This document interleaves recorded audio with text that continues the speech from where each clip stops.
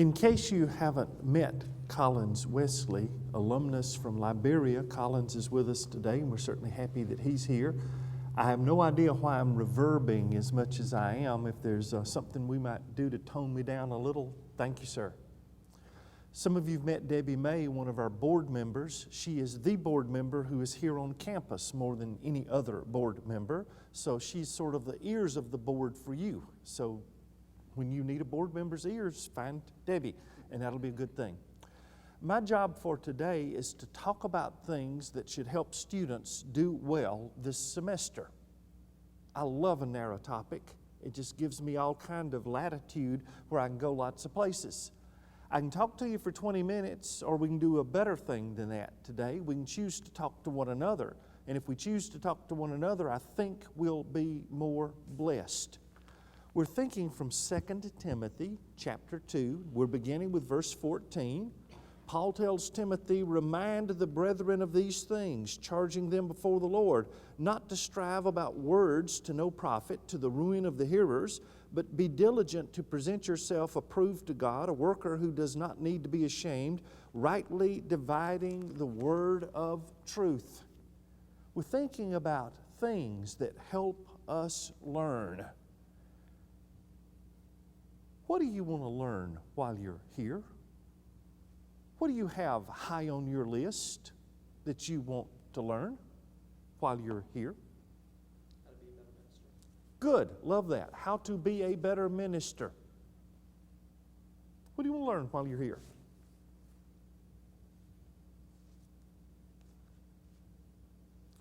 I hope how to be a better person. I hope how to separate important stuff from distraction, fluff, and junk. I hope while you're here, you want to learn more skills for getting along with one another. The good people, it's pretty easy to get along with if you're one of them.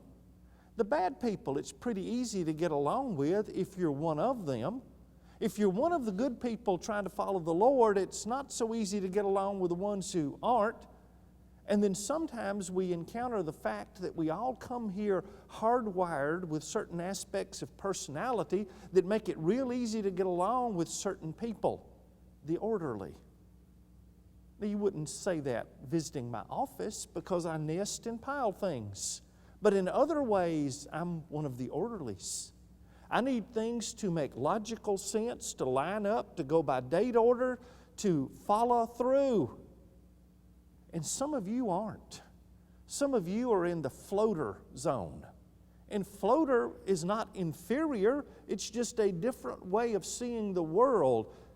Some of us love our words measured, considered, prayed over, thought about, and then you strike part of them. Others think as they speak, and they process things in a verbal fashion, and it's okay. Whichever one you are, it's pretty good to know who you are, and it's okay to know who other people are so you can kind of be good to them. There are things we're going to do that'll bug the daylights out of you. You'll say things like, "He's certainly a mischievous child," and you'll see a grimace across the face of some because there's no such word as mischievous. He's a mischievous child. Something will harm your heart, and you'll say, "That hurt me grievously." And again, we'll either laugh or frown because there is no such word. It's a grievous offense. Don't add the extra syllable. We're not trying to talk down to you or be mean to you. We're trying to be on this idea of let's educate holistically and be good to one another. And you do have my permission to fix my grammar, my pronunciation, or my ignorance as you discover it. And you will if you're around very much. Being a better minister, a better person, a better friend. One of the things I love about this particular passage, verse 14 to the end, it reminds us that in the Lord's house there are different vessels, gold and silver and wood and such like, and not everybody's made of the same stuff yet. Younger guys, You're going to be tempted sometimes to think we really don't appreciate you because you're younger. If you're not one of the younger guys, should we appreciate about our younger guys, even from day one? Energy. Love the energy. The less I have of it, the more I respect your energy. What else should we appreciate about our younger guys? They have much time ahead, chances are, if things run the way they usually run in this world. And it's cool to have that future. Idealistic. You don't know what you can't do. And don't let us tell you what you can't do, because we don't know that either. The Lord is a can-do God, and it's amazing what can be done by people who don't know they can't do certain things. Now, you younger guys, you can help me with this, please. What do you hate to hear from us old guys when we talk to you about your service for God and your future in the kingdom? Some of the things you hate to hear or hurts your heart to hear? You just don't understand. Some of them like to say, well, they're the church of the future. Or why can't we, be church today as well? Some people don't hear Wayne's good comment the right way, and they think you are only the church of the future. You don't have a current role. You can't contribute presently. Dangerous business there. What we want to do is pursue knowledge together, learn together. Speaking of pursue, I've always loved verse 22. Flee youthful lust, pursue righteousness, faith, love, peace with those who call on the Lord out of a pure heart. Translations vary a little bit with verse 22, as they commonly do. Some of them will give us an and there. Pursue righteousness, faith, love, and peace. Others punctuate slightly differently. We've been processing on that verse in a couple of Bible classes, and we've had a really good time with it. One of the things that we've said about the verse that you would appreciate and love, be careful what you pursue, you might catch it. Some people come here pursuing a piece of paper, diploma, hang on wall. You can get one of those off the internet. Not a great thing to pursue. What do we hope these guys are here pursuing? What do you hope you're here pursuing? An education. And I'll admit, we're a little odd about that. Sometimes it would seem more efficient for us to tell you what to think. We'd much rather try to encourage you about how to think biblically and wisely. It's not that we're going to avoid facts, not that we deny the facts and truth of Scripture, but if we can teach you something about how, I'd love to make you all Bereans. More noble than the Thessalonians, receive the word with readiness of mind, search the Scriptures daily, whether those things were so. I'd love to give us all a Martha, Mary kind of spirit. One that pays attention to details, but one who knows the bigger opportunity of the moment, the priceless thing of being with the Lord. I'd love for us to all catch that Mary, Mother of Jesus spirit, keeping certain things that we don't understand in the moment and pondering them in our hearts. We pursue an education in life. Righteousness, faith, love, and peace with those who call on the Lord out of a pure heart. You've heard this all your lives. Be careful about your friends. Can two walk together except they be agreed? Birds of a feather, all that stuff. And there's truth in all that good stuff. The people you choose to hang with pick you up, elevate, sustain, stabilize, mature, bless, or they can do the very opposite. I hope you choose really well. I love the idea of those who pursue peace and call on the Lord out of a pure heart. What is that going to look like in real life? How do you identify those people who are legitimately calling on God out of a pure heart? What do they look like?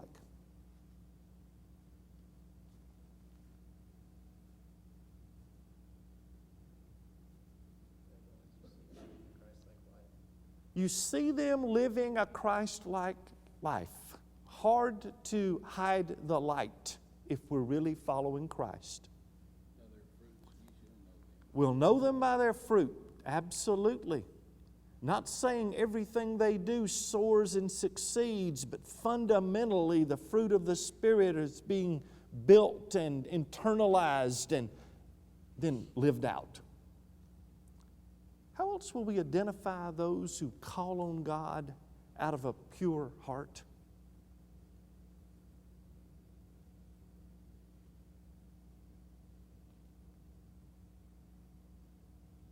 I'll give you a couple, and then I want you to add even some more. The ones who call on God out of a pure heart, no hidden agendas. They'll tell you the truth and look you in the eye. They can be wrong, but they're going to be straight up honest wrong. And I'm okay with straight up honest wrong. It's the lie stuff that galls me. I just can't handle that well.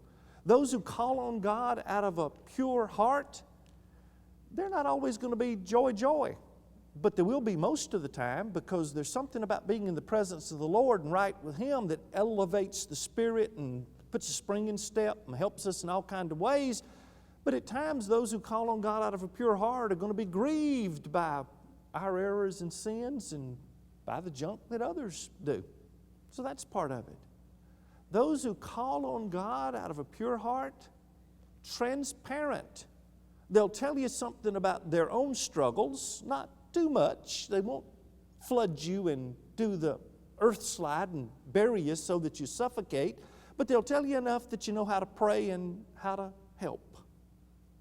What else would you add? Those who call on the Lord out of a pure heart, how do you ID them? Those that encourage. Absolutely. We're going to be looking to stir one another up to love and good works. The idea is not to tear down. That's the devil's work. He's the accuser. We're the encouragers and teachers. The ones that are always Studying. There's going to be a word-based component of that. Your word have I hidden in my heart that I might not sin against you. Healthy business there also. Now, depending on how you read the verse, and I think sometimes the Lord kind of gives us a little ambiguity on purpose so we'll read more intelligently. We need to pursue peace along with those who call on the Lord out of a pure heart, as in walking with them and letting them help us. Or maybe the other way of looking at this is we need to pursue peace even with those who call on God out of a pure heart. The others who do that as well. We don't all think alike. We don't all have the same experiences. We don't view the world alike. I mean, there are people who wear some colors, clothes and hair and such that the Lord didn't make, and I don't understand those things at all. There are people who can root for certain teams and groups that I don't for the life of me understand how they can ally themselves with, and that's okay. It's part of spice of life. One of the fascinating things for us, watching you newer guys, will be seeing who learns and how quickly which battles to fight and which battles to just smile about. Help me here, any of you, young or old. What differentiates those two categories? Battles you have to fight versus battles you're free just to smile about. Some are necessary and some are not. Absolutely. Some necessary and some not. You can drive a pink car with polka dots on it. Folks are going to laugh at you.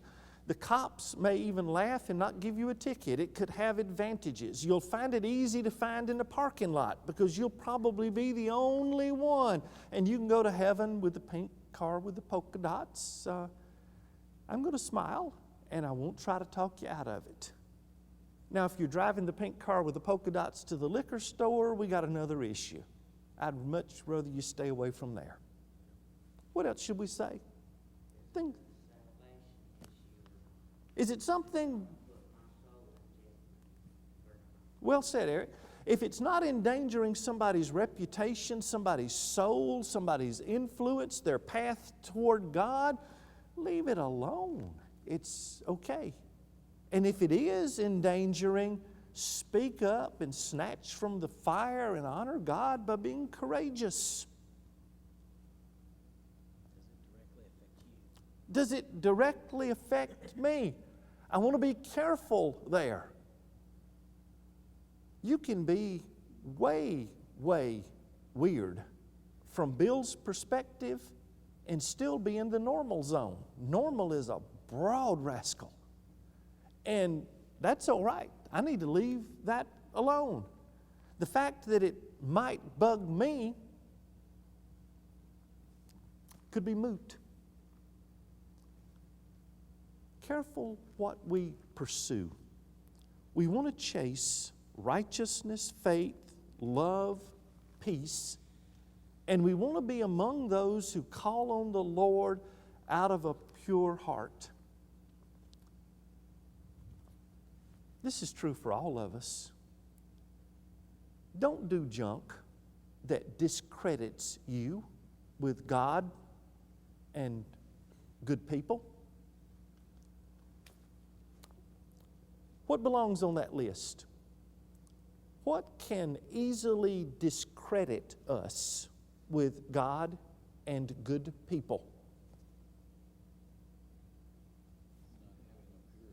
Not having a pure heart. Anything that's prurient, carnal garbage.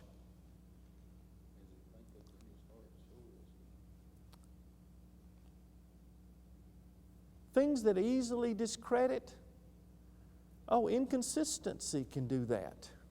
Dishonesty will absolutely do that. We love people who give their word and keep it. We love people who step up to responsibilities and shoulder them well. We love people who treat people right. I don't care if you like dogs or not, but be nice to them. Cats, be nice to them, or at least walk a big circle around them. It's just such a blessing for us to remember, "By this shall all men know you're my disciples, if you have love one for another." It's good to walk the straight and narrow. It's even better to walk the straight and narrow with love, kindness, and consistency.